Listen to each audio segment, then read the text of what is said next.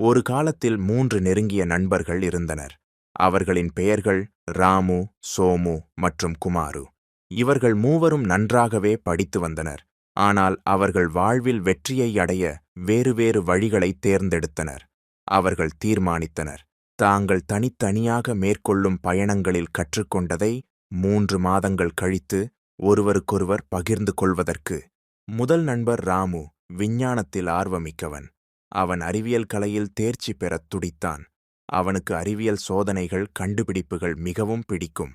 அவன் பல்வேறு விஞ்ஞான பரிசோதனைகளை படித்து வருவது மட்டுமல்லாமல் தன்னுடைய வீட்டு பக்கத்தில் உள்ள சோதனை அறைக்கு சென்றுவிட்டு தன் திறமைகளை விரிவாக்க முயன்றான். ஒரு நாள் ராமு ஒரு புதிய பரிசோதனையை செய்யத் தொடங்கினான். அது உயிர்களை புதிதாக உருவாக்கும் பரிசோதனை. அவன் தன் அறிவியலின்படி ஒரு குரங்கின் உடல் அமைப்பில் பல காய்ச்சல்கள் கொடுத்தான். பல சோதனைகளுக்குப் பிறகு குரங்கு உயிருடன் மீண்டும் எழுந்தது. அதனை பார்த்து ராமு மகிழ்ச்சியடைந்தான். ஆனால் குரங்கின் மனதை கட்டுப்படுத்த முடியவில்லை. அது மிருகமாகவே இருந்தது. அடுத்த மாதம் 2வது நண்பர் சோமு தன்னுடைய கற்றலில் மதம் மற்றும் ஆன்மீகத்தில் ஆர்வம் கொண்டிருந்தான். அவன் பண்டிதர்களின் சந்நிதியில் இருந்தும் பல சாஸ்திரங்களை படித்தான். அவன் தினமும் தியானம் செய்து தன்னுடைய ஆன்மீகத் திறமையை மேம்படுத்தினான். அவன் இயற்கையின் ரகசியங்களை அறிந்து கொள்ள முற்பட்டான்.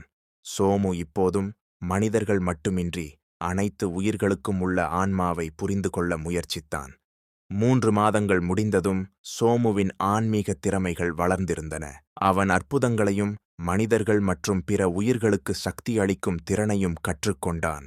ஆனால் அவன் இந்த திறன்களை மக்களுக்கு வழங்கும் முன் அவன் அவர்கள் மனதில் உள்ள நற்சிந்தனையை உறுதிப்படுத்த முடியவில்லை. அவன் அவனுடைய படிப்பில் மன அமைதியை மட்டுமே பெற்றிருந்தான். 3வது நண்பர் குமார் வணிகத்தில் ஆர்வம் கொண்டிருந்தான். அவன் ஒருநாள் பெரிய வியாபாரி ஆவது என்பது அவன் கனவு. குமாரு வணிகக் கற்றல்களைப் பற்றி பல புத்தகங்களை படித்து பரிசீலனை செய்து பல வணிக கூட்டங்களுக்கும் பங்கேற்றான். அவன் கற்ற கல்விகள் அனைத்தையும் முயற்சி செய்தான். ஆனால் அவன் மிகவும் கடினமாக உழைத்தாலும் அவனுக்கு கடைசி வரை பெரிய வெற்றியை அடைய முடியவில்லை. 3 மாதங்கள் முடிந்ததும் 3 நண்பர்களும் மீண்டும் சந்தித்தனர்.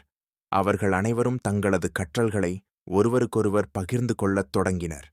ராமு அறிவியலில் கற்றதை சோமுவின் ஆன்மீக அறிவோடு இணைத்தான்.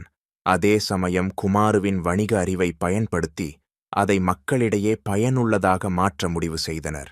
இப்போது அவர்கள் அனைவரும் ஒருவருக்கொருவர் உதவி செய்து சிந்தனைகளையும் செயல்களையும் ஒருங்கிணைத்து செயல்பட்டனர். இந்த சமரசம் அவர்கள் மூவருக்கும் வெற்றி மற்றும் மகிழ்ச்சியை தந்தது. அவர்கள் அனைவரும் அவர்களின் சொந்த முயற்சிகளில் தோல்வியை சந்தித்தனர் என்றாலும் ஒருவருக்கொருவர் உதவியுடன் ஒரு முழுமையான வாழ்க்கை நெறியை உருவாக்க முடிந்தது. இந்த பதிவு பிடிச்சிருந்தா லைக் பண்ணுங்க, கமெண்ட் பண்ணுங்க, சப்ஸ்கிரைப் பண்ணுங்க.